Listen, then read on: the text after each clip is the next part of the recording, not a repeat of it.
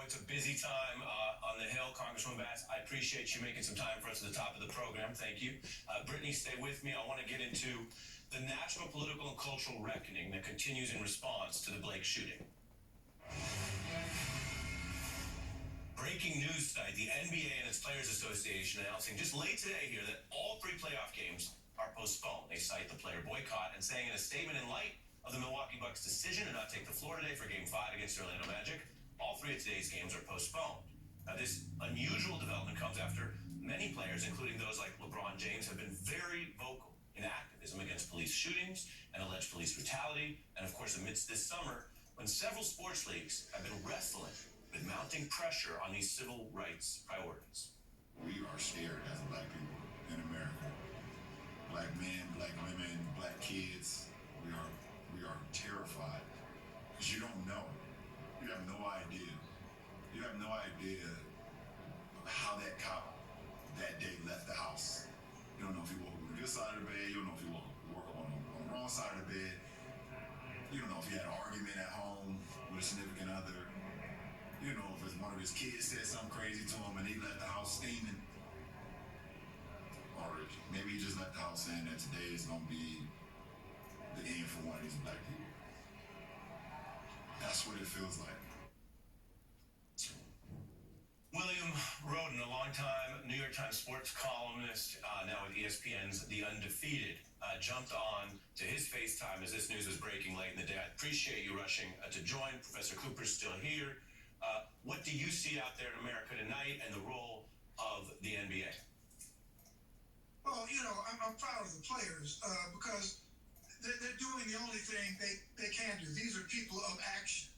And a lot of them didn't want to go to the bubble in the first place. But they said, you know what, we'll do our part. We'll do our part. We'll come to the bubble. The owners let them, take a knee and scribble stuff on the, scribble slogans and that kind of stuff. But it got to a point where we've run out of slogans.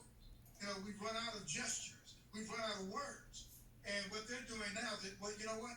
We're going to withhold the one thing that you want from us, which is entertainment. Entertainment is over. They're going to meet tonight at 8 o'clock, and they're going to decide whether they unplug the whole thing. But the next level, though, we talk about the players, but, each of these teams is owned by multi-billionaires. You know what? The players did their part. Now, these billionaire owners in Milwaukee, they've got to do their part. They have got to speak to they've got to speak to the politicians. They've got to use their muscle to say, listen, this got to stop. We got to lead 70%, 80% of Black men many who have sons who are like 18, 19, 20. This has got to stop. So I'm calling not only the players are doing their part, but now it's up to these billionaire owners. And not just to the NBA, right? The NFL, they have got to step in and they've got to speak the same language of these billionaires who are perpetrating this violence. Say, listen, this state-sponsored violence against Black people has got to stop. So that's the next level. But I'm really proud of the players for unplugging. Say, you know what? We've done the pantomime. We've done the gestures. We're done. You lay it out, William, and it's a reminder to folks, although we cover politics a lot, this is not at its core a quote-unquote story about politics or politics on the field. Brittney and I have been covering these stories and civil rights as long as the beat has been on the air. And we have had a dialogue about how this is about whether people will be gunned down and killed or allowed to live. And nobody, when they look at their own child or their own family, thinks that being able to leave the home and come back alive is politics. That's life. That's survival.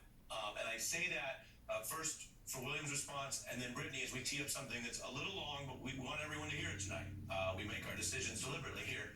I want you to listen to my viewers, the LA Clippers coach Doc Rivers, and he starts, I believe, by laying out the logic, and then I think the feelings, the reality of it overwhelms him. Let's listen to that, and then hear from our guests on the other side. All you hear is Donald Trump and all of them talking about fear. We're the ones getting killed.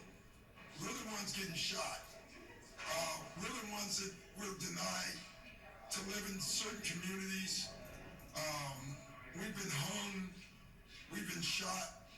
And all you do is keep hearing about fear.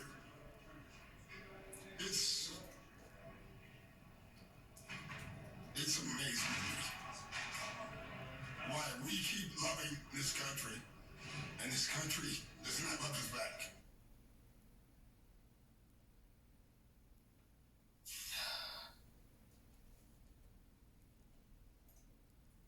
William?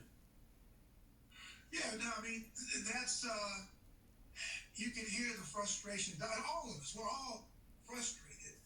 But when you get to the point where words no longer enough, it's almost as if it's a dare.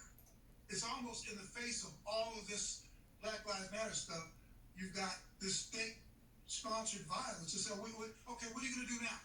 What are you going to do next? Okay, now what? You know, I mean, we're coming up on the anniversary of the March on Washington, right? And remember, the March on Washington was August 28th. Well, you know, about a couple months later, there was a bombing. In September, a month later, you know, the Klan bombed the church and killed 4 little girls. You know, so I think that we're naive. It's kind of like, this is like a competition. You know, it's not like we're not opposed, but not unopposed. There is an opponent.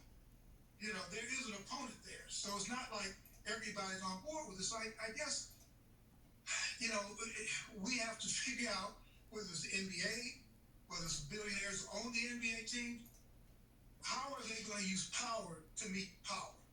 That's it. How are you going to use power for the good to meet this darkness? That's kind of where we are. And I think that some people are naive that this is not a battle. This is a battle. You know, it's, you know, Celtics, Lakers. You know, who's on my squad? Are you with me? And I think that that's what not only NBA players, NFL players, all, you know, you have to stay in your lanes. How can we use our power, our muscle, to end this stuff? So, you know, it's not really complicated. It's emotional, but it's not that complicated. You know, Ari, I'm listening to this, and the thing I'm thinking about beside my rage is we need to make a clear distinction between the things that white people fear, which are largely based in delusion. White people fear that Black people are coming to take their power. This is the thing the RNC is actually promoting this week, the idea that Black people are coming to abolish the suburbs and take their neighborhoods and take their guns. And so what is problematic is that there's a segment of white people in this country who are actually in a race war. And the president is ginning them up to treat us like we are enemy combatants that they can shoot on sight and that they can do with impunity. And so we need to be calling out that thinking, because what I want people to hear when they hear Doc Rivers speak is the actual fear that Black people face, that our lives are actually being taken. We aren't going into white neighborhoods and killing anybody. We aren't going into white neighborhoods. We can't. Have you seen all of the stories about how Black people can't even get the same refinance rates on their mortgages in this moment where people are getting great deals on refinancing?